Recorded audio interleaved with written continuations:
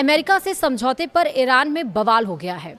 Deal का विरोध आखिरकार ईरान में कौन कर रहा है, इस पर हम करेंगे चर्चा। नमस्कार, आप देख रहे हैं न्यूज़ 18 का डिजिटल प्लेटफॉर्म। मैं हूं आपके साथ श्रुति श्रीवास्तव। ईरान और अमेरिका के बीच हुए नए समझौते को लेकर देश के भीतर मतभेद सामने आ गए हैं। कट्टरपंथी नेता, पायदारी पार्टी, कुछ धार्मिक समूहों और सरकारी टीवी चैनल IRIB इस डील का विरोध कर रहे हैं।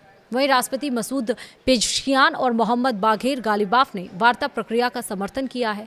सर्वोच्च नेतृत्व ने भी विरोधियों को चेतावनी दी है। आखिरकार ये विरोध क्यों हो रहा है, कौन कर रहा है और क्या चेतावनी दी गई है, सब कुछ इस वीडियो में विस्तार से आपको बताते हैं। दरअसल ईरान और अमेरिका के बीच हुए नए समझौते के बाद ईरान के अंदर विरोध और समर्थन की राजनीति तेज हो गई है। हाल ही में ईरान की सुप्रीम लीडर मुश्तबा खामनेई के नाम से जारी एक संदेश ने इस बहस को और ज़्यादा बढ़ा दिया है। समझौते पर साइन होने के बाद मुश्तबा खामनेई ने कहा कि ऐसे बयान या कदम जो जनता के बीच निराशा और अविश्वास फैलाएं, वे दुश्मनों की मदद करने जैसे हैं। इस बयान को समझौते का विरोध कर रहे कट्टरपंथी नेताओं और संगठनों के लिए चेतावनी माना गया है। इसके तुरंत बाद राष्ट्रपति मसूद पेज़ेश्कियान और अमेरिका के साथ बातचीत कर रहे प्रमुख नेता मोहम्मद बाघेर गालिबाफ ने कहा कि वे देश के सर्वोच्च नेता के निर्देशों का पालन करेंगे और बातचीत की प्रक्रिया का समर्थन करेंगे। पिछले कई हफ्तों से ईरान के कुछ कट्टरपंथी मीडिया संस्थान, धार्मिक नेता और राजनीतिक समूह इस समझौते की आलोचना कर रहे थे। उनका मानना है कि अमेरिका के साथ समझौता करना ईरान के हित में नहीं है और इससे देश को नुकसान हो सकता है। इनमें कायहान के एडिटर हुसैन शरीयत मदारी शामिल हैं, जो लंबे समय से अमेरिका के साथ बातचीत के आलोचक रहे हैं। साथ ही सांसद इस्माइल कोसारी भी हैं। ईरानी वेबसाइट खबर ऑनलाइन ने अपनी रिपोर्ट में कहा है कि यह सिर्फ सामान्य आलोचना नहीं है, बल्कि बातचीत को असफल बनाने और देश में मतभेद बढ़ाने की एक संगठित कोशिश है। रिपोर्ट में सरकारी टीवी चैनल IRIB को समझौते का सबसे बड़ा विरोधी बताया गया है।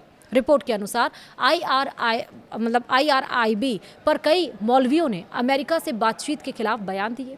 मौलवी गुलाम रेजा गासिमियन ने कहा है कि अमेरिका से बातचीत हराम है। वहीं शेख इस्माइल रमजानी ने कहा कि वाशिंगटन के साथ अच्छे संबंध कभी भी संभव नहीं है। वहीं कट्टरपंथी पायदारी पार्टी भी इस समझौते की आलोचना कर रही है। पार्टी से जुड़े सांसद और मीडिया संस्थान लगातार वार्ता टीम पर सवाल उठा रहे हैं। हालांकि रिपोर्ट के मुताबिक विरोध सिर्फ पायदारी पार्टी तक सीमित नहीं है। कई अन्य धार्मिक और राजनीतिक समूह भी अमेरिका से समझौते के खिलाफ हैं। वहीं गालिबाफ ने चेतावनी दी कि जो लोग सर्वोच्च नेतृत्व के निर्देशों का विरोध करेंगे, उन्हें जनता की कड़ी प्रतिक्रिया का सामना करना पड़ सकता है। फिलहाल समझौते के बाद विरोध की आवाज़ें कुछ धीमी पड़ गई हैं, लेकिन यह साफ है कि अमेरिका के साथ रिश्ते सुधारने के मुद्दे पर ईरान के अंदर अब भी गहरे मतभेद मौजूद है। अब आप सोचिए कि 28 फरवरी से ये युद्ध शुरू हुआ था, ईरान, इजराइल और अमेरिका का 100 दिन से ज़्यादा युद्ध ये चला, जहां कच्चे तेल की कीमतें लगातार उछाल मारने लगी, जहां पर पेट्रोल, डीजल, LNG, PNG के गैस जो दाम है वो बढ़ने लगे, जहां पर विश्व आर्थिक संकट खड़ा होने लगा, इन्फ्लेशन जैसी चीज़ें मार्केट में बढ़ने लगी। उस बीच में जहां पर अपनी शर्तों से पीछे नहीं हटने को तैयार, और उसके बाद से सोच समझकर कई बार डील टूटी, कई बार डील हुई, कई बार डील टूटी, कई बार डील हुई, और आखिरकार अब इस डील पर समझौता हो गया है, साइन हो गया है, युद्ध विराम कहीं ना कहीं हो गया है।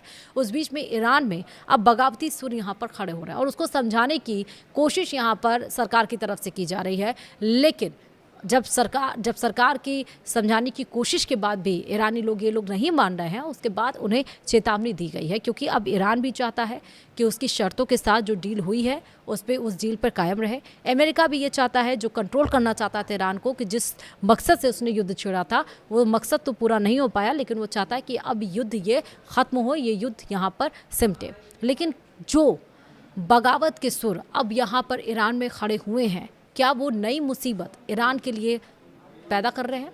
ये एक बड़ा सवाल है, और इस सवाल का जवाब अगर आपके पास है, आप क्या सोचते हैं, मुझे ज़रूर कमेंट में बताइएगा। फिलहाल इस वीडियो में इतना ही। नमस्कार।